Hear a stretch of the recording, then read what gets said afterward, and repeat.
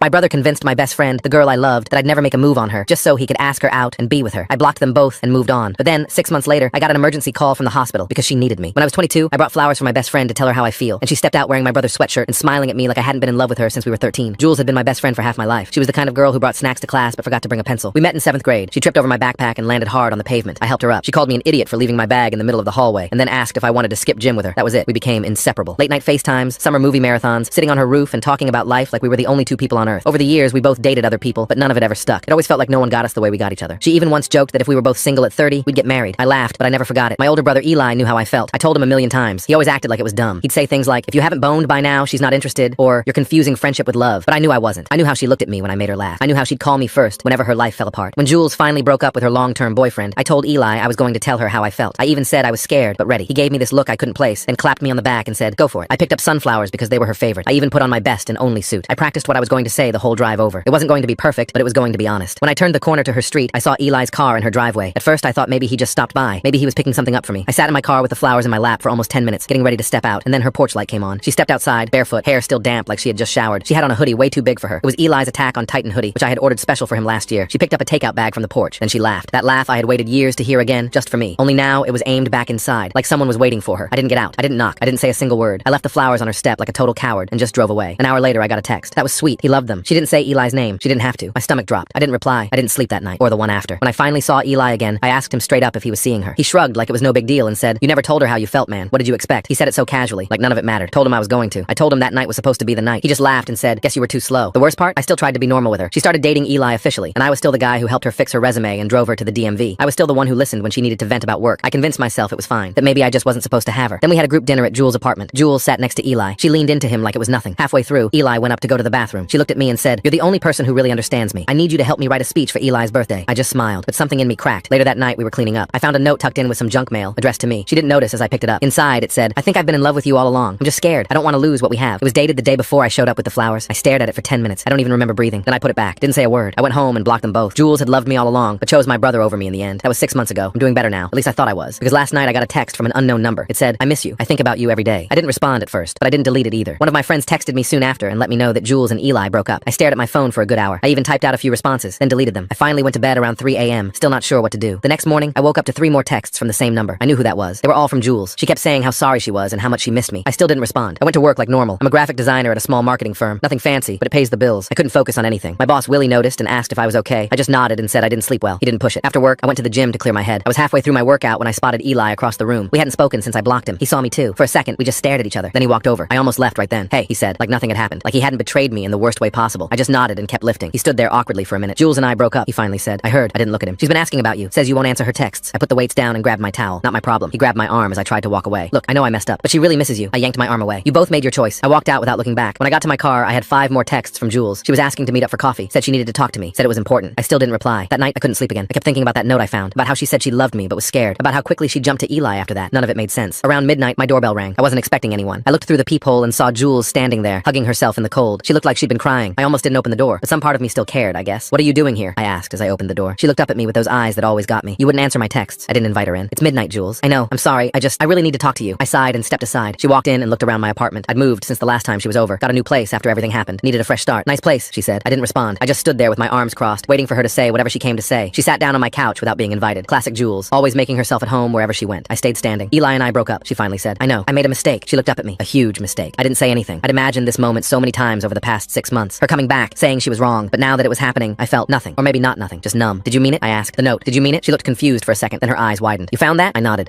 Yes, I meant it. I was going to give it to you that night. But then Eli showed up and what? I finally sat down, but on the chair across from her, not next to her on the couch. He told me how you felt about me. Said you'd been in love with me for years, but were too scared to say anything. Said you'd probably never make a move. I felt my jaw tighten. And I got scared. I thought about what would happen if we tried and it didn't work out. I'd lose my best friend. So when he kissed me, I don't know. It seemed safer. I laughed. I couldn't help it. Safer. You chose my brother because it was safer. She winced. I know how it sounds. Do you? Because it sounds like you knew how I felt, knew how you felt, and still chose him. She looked down at her hands. I know. I messed up, but I'm here now. I got up and paced around my living room, the floorboards creaking beneath my feet. The whole situation felt surreal. 6 months of silence, and now she was sitting on my couch like she had a right to be there. The soft glow of my lamp cast shadows across her face, highlighting the nervous way she bit her lower lip, a habit I used to find endearing. Why now, Jules? What changed? I asked, my voice echoing in the quiet apartment. She wiped at her eyes, smudging her mascara slightly. I missed you. Every day. Eli was. He wasn't you. Her voice cracked on the last word. I stopped pacing, my hands clenching into fists at my sides. That's it? You missed me? After 6 months of nothing? The bitterness in my voice surprised even me. I tried to call you. I texted. You blocked me. She was getting defensive now, her posture straightening. Classic Jules move when backed into a corner. I'd seen it countless times over our years of friendship. Yeah, after finding out you chose my brother over me even though you supposedly loved me. I ran my hands through my hair, tugging slightly at the roots. Do you have any idea what that did to me? Do you have any concept of how it felt? She stood up and took a step toward me, her familiar vanilla perfume wafting through the air. I made a mistake. People make mistakes. Her eyes pleaded with me. I took a step back, needing the distance. This wasn't forgetting to return a book. You knew how I felt. You felt the same way. And you still chose Eli. The betrayal still felt fresh, like a wound that refused to heal. I was confused. I was scared. She was crying now, tears streaming down her cheeks, leaving trails in her makeup. Can we get coffee tomorrow? Talk this through properly, please? I wanted to say no. I really did. But some part of me, the part that had loved her since we were 13, sitting next to each other in biology class, couldn't do it. Fine, coffee. That's it. My resolve was weaker than I wanted to admit. She smiled through her tears, a glimmer of hope in her eyes. Thank you. After she left, I couldn't sleep. My bedroom felt too hot and too cold. I kept replaying everything in my head. The note I'd found in her purse when she asked me to grab her wallet. The hoodie, Eli's hoodie, she was wearing when I showed up with sunflowers. Eli's car in her driveway that night. By morning, I was exhausted and confused. Dark circles under my eyes. I almost texted to cancel, but I didn't. Something pulled me toward this meeting, despite my better judgment. We met at our old spot, this little cafe halfway between our places, with the chipped blue mugs and the barista who always remembered our orders. I got there first and grabbed a table in the back, away from the windows. She showed up 10 minutes late, which was actually early for Jules. She always ran on her own time, existing in what our friend group called Jules' Standard Time. Hey, she said, sliding into the seat across from me. She looked better than last night, less puffy-eyed. Her hair was pulled back in a loose ponytail, a few strands framing her face. Hey, I'd already ordered my usual black coffee. The waitress came over, and Jules ordered her complicated latte with extra everything. Caramel, whipped cream, an extra shot, and cinnamon on top. Some things never changed. We sat in awkward silence until her drink arrived. This had never happened before. We'd never run out of things to say to each other until now. The cafe buzzed around us, other conversations filling the void we couldn't seem to bridge. So, she finally said, fidgeting with her napkin. How have you been? I almost laughed. How have I been? After my best friend and my brother got together behind my back? Just great, Jules. Living the dream. The sarcasm dripped from my voice. She flinched, her shoulders hunching slightly. I deserve that. Yeah, you do. I took a sip of my coffee, the bitterness matching my mood. Why are we here? Really? She looked down at her drink, swirling the whipped cream with her straw. I told you. I miss you. I made a mistake. With Eli or with me? I leaned forward, challenging her. Both. She reached across the table like she was going to touch my hand, but I pulled back. Her fingers lingered on the table before retreating. Eli and I, it was never right. We fought all the time. He's not like you. I sat back in my chair, the wood creaking under my weight. So what? I'm your backup plan now that things didn't work out with him? No, it's not like that. She looked genuinely hurt, her eyes wide and pleading. I've been thinking about you this whole time, about us, about what could have been, while you were with my brother. The words hung in the air between us, heavy and accusatory. She didn't have an answer for that. We sat in silence again. I watched her stir her latte, adding even more sugar from the little packets on the table. Some things never changed, like her sweet tooth that defied all logic. Do you and Eli still talk? She finally asked, her voice small. I frowned, my coffee cup pausing halfway to my mouth. What? I was just wondering if you and Eli still talk. After everything, she wouldn't meet my eyes. Something felt off. The question seemed loaded, like there was more behind it. I blocked him too, remember? Haven't spoken to him since that night. She nodded too quickly. Right, of course, I need closure, you know, with both of you. And there it was, the real reason for this meeting. The realization hit me like a punch to the gut. You don't miss me, do you? You miss being chosen. Her eyes widened, panic flashing across her face. What? No, that's not. You're here because Eli dumped you, and now you're trying to make sure you don't lose me too. I stood up, my chair scraping loudly against the floor. You don't want me, Jules. You just don't want to be alone. That's not fair. She was crying again, mascara smudging beneath her eyes. I do miss you. I do care about you. Maybe you do, but not the way I need you to. I dropped some cash on the table for my coffee, probably more than necessary. Goodbye, Jules. I walked out without looking back. This time, she was the one staring at a door that never opened. The irony wasn't lost on me. I drove around for hours after that, the radio playing softly in the background. I ended up at the beach, just sitting in my car and watching the waves crash against the shore. The rhythmic motion was soothing, hypnotic. My phone kept buzzing with texts from Jules, but I didn't read them. I was done. The afternoon sun cast long shadows as it began its descent toward the horizon. When I finally went home, I found Eli sitting on my doorstep, hunched over his phone. Great, just what I needed. He looked up as my car pulled in, his expression a mixture of guilt and determination. What do you want? I asked, not bothering to hide my annoyance as I slammed my car door. He stood up, brushing off his jeans. Jules called me. She was pretty upset, and I crossed my arms, keeping my distance. And I wanted to make sure you're okay. He shoved his hands in his pockets, looking uncomfortable. I laughed, a harsh sound that didn't contain any humor. Now you care if I'm okay? That's rich. I pushed past him to unlock my door, the key sticking slightly as it always did. He followed me inside without being invited. Apparently, boundary issues ran in the family. The living room still held traces of Jules' visit from the night before. A water glass on the coffee table, the cushions slightly indented where she had sat. Look, I know I messed up, he said, hovering near the doorway. But Jules and I are over, for good. I turned to face him, studying my brother's features that were so similar, yet so different from my own. Why are you telling me this? Because she loves you, man. She always has. He ran a hand through his hair, a nervous habit we both shared. I shook my head. Number, she loves the idea of me. The safety net, the backup plan. Eli sighed, his shoulders slumping. That's not true. She was a mess after you blocked her. She talked about you constantly. While she was dating you, that must have been fun. I couldn't keep the bitterness from my voice. He had the decency to look embarrassed, his cheeks flushing slightly. It wasn't great, but that's why we broke up. She couldn't get over you. I didn't know what to believe anymore. My head was spinning with conflicting emotions. Just go, Eli. I'm tired. And I was, bone deep exhausted from the emotional whiplash of the past 2 days. She's at Angela's place, he said as he headed for the door. If you change your mind. Angela was Jules' roommate from college. They still hung out sometimes, sharing a love for obscure indie films and craft beer. I didn't respond. I just closed the door behind him and collapsed on my couch, the same spot where Jules had sat the night before. The next day was Saturday. I woke up to more texts from Jules, and now some from Eli too. I ignored them all and went for a run, pushing myself harder than usual. I needed to clear my head. The morning air was crisp, filling my lungs as I pounded the pavement, trying to outrun my thoughts. When I got back, sweaty and slightly out of breath, there was a package on my doorstep. No return address. I opened it cautiously, half expecting something dramatic. Inside was a photo album, our photo album. Jules and I had started it in high school, adding pictures every year. I thought she had it. I flipped through it slowly, sitting on my front steps. There we were at prom, both with different dates, but somehow still in most of each other's pictures. There we were at graduation, making stupid faces with our caps askew. College road trips in my old Corolla. Her 21st birthday when I held her hair back all night as she hugged the toilet. My dad's funeral, where she didn't leave my side for 3 days straight, bringing me food I didn't eat and making sure I showered. At the end, there was a new picture, one I'd never seen before. It was from that night 6 months ago. Me, standing on her porch with sunflowers, looking through her window. She must have taken it before she came outside. inside before I saw her in Eli's hoodie. I looked so hopeful, so nervous, so in love. The sunflowers were bright against the twilight, a splash of color in the fading light. Underneath, she'd written in her loopy handwriting, "The moment I made the biggest mistake of my life." I closed the album and put it aside. I wasn't going to let her manipulate me like this. She'd made her choice. Now she had to live with it. But the image stayed with me, my own face looking back at me, full of hope that was about to be crushed. I spent the rest of the weekend ignoring my phone. By Monday, the texts had stopped. I went to work, trying to focus on normal life again. Willie gave me a new project, which helped keep my mind busy. The familiar routine of coding was comforting, logical in a way that relationships weren't. On Wednesday, I ran into Angela at the grocery store. She pretended to be surprised to see me, but I knew better. This was Jules's favorite store, even though it was nowhere near her apartment. Angela was clearly on a reconnaissance mission, her casual browsing too deliberate to be coincidental. "How are you?" she asked, blocking my path in the cereal aisle, her cart positioned strategically. "Fine," I said, trying to move past her, my own cart half filled with bachelor basics. "Jules is a mess," she said bluntly, not one to hit around the bush. "She's barely eating, barely sleeping." I sighed, gripping the handle of my cart tighter. "That's not my problem anymore." Angela crossed her arms, her bracelets jangling. "She made a mistake, a big one, but she loves you. She has a funny way of showing it." I tried to keep my voice neutral, but the hurt seeped through. "Look, I'm not defending what she did. It was messed up, but I've known Jules for years, and I've never seen her like this." Angela's concern seemed genuine. Her usually sarcastic demeanor softened. I grabbed a random box of cereal just to have something to do with my hands. "What do you want from me, Angela? Just talk to her. Really talk. That's all." She stepped aside, finally unblocking my path. I put the cereal in my cart. "I'll think about it." I didn't think about it, or at least I tried not to. But that night, I found myself scrolling through old photos on my phone. Jules and me at the state fair last year, cotton candy in her hair. Jules falling asleep on my shoulder during movie night, her face peaceful. Jules making that ridiculous face she always made when she was trying not to laugh, her nose scrunched up and eyes crinkled. I missed her. Not just the romantic possibility of her, but her friendship, her stupid jokes, the way she always knew what I was thinking. 6 years of friendship, gone in an instant because of one bad decision. The realization sat heavy in my chest. The next day, I got a call from a number I didn't recognize. I almost didn't answer, but it was a local area code, and something made me pick up. "Hello? Is this Marcus?" A woman's voice I didn't recognize, professional and slightly rushed. "Yes, who's this?" "This is Beverly from Memorial Hospital. You're listed as Jules Parker's emergency contact." My heart dropped, a cold fear washing over me. "What happened? Is she okay?" "She was in a car accident, nothing life-threatening, but she's asking for you." I didn't even think. "I'll be right there." I drove to the hospital in a daze, running a yellow light and barely noticing. All the anger, all the hurt, it was still there, but suddenly none of it mattered. Jules was hurt. She needed me. That was all I needed to know. The hospital parking lot was crowded, and I had to circle twice before finding a spot. When I got to her room, she was sitting up in bed, looking pale but alert. She had a bandage on her forehead, and her arm was in a sling. The hospital gown was too big for her, making her look smaller than usual. "You came?" she said, sounding surprised, her voice slightly hoarse. "Of course I came." I stayed by the door, not sure if I should come closer. The room smelled of antiseptic and the faint floral scent of whatever they used to clean the floors. "I didn't think you would." She looked down at her hands, one of which had an IV attached. "After everything." I moved to the chair beside her bed, the vinyl squeaking as I sat down. "What happened?" "Some idiot ran a red light, T-boned my car." She tried to smile, but it looked more like a grimace. My poor Civic didn't make it. "But you're okay?" I couldn't help the concern in my voice. "Concussion, dislocated shoulder, some cuts and bruises. I'll live." She looked at me directly, her eyes clearer than they had been at the cafe. "I'm sorry they called you. I never updated my emergency contacts." "It's fine." I shifted uncomfortably in the chair. "Is there someone else I should call? Your mom? Angela?" She shook her head, wincing slightly at the movement. "Mom's in Florida. Angela's coming later." She hesitated, picking at the edge of her blanket. "Eli stopped by earlier." I tensed, my jaw clenching involuntarily. "Oh, I didn't ask him to." He heard from Angela. She seemed eager to clarify this point. We sat in awkward silence. A nurse came in to check her vitals, her cheerful efficiency a stark contrast to the tension in the room, then left us alone again. "Thank you for coming," she finally said. "I know you hate me right now." "I don't hate you, Jules." I sighed, the admission feeling like a weight lifting. "I'm angry. I'm hurt, but I don't hate you." She nodded, a tear slipping down her cheek. "I got your flowers, by the way. The sunflowers." That night, I froze, my breath catching. "What?" "After you left, I found them on the porch." She looked away, toward the window where afternoon light streamed in. "I knew they were from you, but you texted me saying he loved them, like they were for Eli." The memory still stung. She winced, closing her eyes briefly. I panicked. I didn't know what to say. I thought you knew I was with Eli and were just being nice. Being nice? I stood up, the chair scraping against the floor. "I was there to tell you I loved you." "I know that now." She tried to reach for me, wincing at the movement. I didn't then, not until later, when Eli told me. I paced the small hospital room, running my hands through my hair. This is insane. This whole situation is insane. I know. She was crying now, tears streaming down her face. "I messed everything up. I was scared of losing you, so I pushed you away. How stupid is that?" I stopped pacing, turning to face her. "Why Eli, of all people? Why my brother?" She looked miserable, her shoulders hunched. "He was there. He was safe. He wasn't you. What does that even mean?" I struggled to understand her logic. "It means I was terrified of ruining what we had." She was almost shouting now, her voice echoing in the small room. "You were my best friend, the most important person in my life. What if we tried, and it didn't work out? I'd lose everything. So instead you chose my brother, guaranteeing you'd lose me anyway?" I shook my head, bewildered. "That makes no sense, Jules." "I know it doesn't. I wasn't thinking clearly." She wiped at her tears with her good hand. "And then it was too late. You found out, you blocked me, and I was stuck in this relationship I never really wanted." I sat back down, suddenly exhausted by the emotional roller coaster. "Why didn't you just break up with him?" I tried, multiple times, but then he'd talk about how it would ruin his relationship with you forever, and I'd feel guilty. She looked down at the hospital bracelet on her wrist. He knew exactly what to say to make me stay. That ship had already sailed. My voice was flat. "I know that now." She reached for my hand, and this time I let her take it. Her fingers were cold against mine. "I'm so sorry, Marcus, for everything." I looked at our hands together. It felt right, even after everything, like pieces of a puzzle that belonged together. "I need time, Jules. This is a lot to process." She nodded, squeezing my hand gently. "I understand." I stood up, reluctantly letting go. "I should go. Let you rest. Will you come back?" She looked so vulnerable asking it, her eyes wide and uncertain. "Yeah," I said after a moment. "I'll come back." I visited her in the hospital the next 2 days. We talked about everything except us. Work, friends, the terrible hospital food, the nurse with the interesting tattoos. It was almost like old times, except for the elephant in the room. She was released on Saturday. Angela picked her up, but Jules asked if I could come over that night to talk. I agreed, but I was nervous. I still didn't know what I wanted. Part of me was still angry. Part of me still loved her. Part of me was terrified of getting hurt again. I spent the day cleaning my apartment, a nervous habit that at least had productive results. When I got to her apartment, Angela let me in, then conveniently remembered she had plans. Jules was on the couch, looking better than she had in the hospital, but still bruised, the colors fading from purple to yellow-green. She was wearing an oversized sweater I recognized as one of her favorites. "Hey," she said softly, tucking her legs underneath her. "Hey." I sat in the chair across from her, not ready to be too close. The familiar scent of her apartment, vanilla candles, and the lavender detergent she always used brought back a flood of memories. "Thanks for coming." She adjusted her sling, wincing slightly. "And for visiting me in the hospital." I nodded, noticing Noticing the photo album I'd received was on her coffee table. How are you feeling? Better. Still sore. She took a deep breath, her good hand fidgeting with the edge of her sweater. I need to tell you something. Here it comes, I thought. Okay. I saw Eli yesterday. He came by to check on me. Her voice was steady, but I could see the nervousness in her eyes. I tensed, preparing for the worst. And I told him I couldn't see him anymore. Not even as friends. Not for a while. She said it firmly, like she'd rehearsed it. I wasn't expecting that. The admission caught me off guard. Why? Because it's not fair to any of us. This weird triangle. She looked at me directly, her gaze unwavering. I chose wrong, Marcus. I've been choosing wrong for months. I don't want to make that mistake again. I didn't know what to say. Part of me was relieved. Part of me was still skeptical. The silence stretched between us, filled only by the soft ticking of the clock on her wall. I found the photo album, I finally said, gesturing to it on the table. She nodded, a small smile playing at her lips. I left it for you. I wanted you to remember. Us, the real us. Not what happened these past few months. That picture at the end, of me on your porch. The image was burned into my memory now. I took it when I saw you pull up, before Eli called me back inside. She looked down, shame coloring her features. I was so happy to see you there. I thought maybe, but then I got scared again. I leaned forward, resting my elbows on my knees. Are you still scared? Terrified, she admitted, her voice barely above a whisper. But I'm more scared of losing you forever. We talked for hours after that. Really talked, like we used to. About everything that had happened. About how we felt. About what we wanted. The night deepened around us, the city lights twinkling through her window. By the time I left, it was almost morning, the sky beginning to lighten with the promise of dawn. So, where does this leave us? She asked as I was heading out, standing in her doorway with her good arm wrapped around herself. I turned back to her, taking in the sight of her. Bruised, vulnerable, beautiful. I don't know yet, but I'm willing to find out. She smiled, a real smile this time, reaching her eyes. That's all I'm asking for. I went home feeling lighter than I had in months. Not fixed, not perfect, but hopeful. Maybe we could find our way back to each other. Maybe we could even find something better. The next day, I got a text from Eli asking to meet. I almost ignored it, but decided I needed closure there too. We met at a bar downtown, the Sunday afternoon crowd sparse. It was awkward at first, both of us nursing beers and avoiding eye contact, the sports game on the TV providing background noise. Jules told me you visited her in the hospital, he finally said, picking at the label on his bottle. I nodded, tracing a water ring on the wooden table. She told me you did too. Yeah, he took a long sip of his beer, his Adam's apple bobbing. She also told me she doesn't want to see me anymore. She mentioned that. I kept my voice neutral, watching his reaction. He looked at me directly, his eyes, so similar to mine, searching my face. Are you two getting back together? We were never together in the first place, I reminded him. But I don't know. Maybe. Eventually. He nodded slowly, his shoulders relaxing slightly. I really am sorry,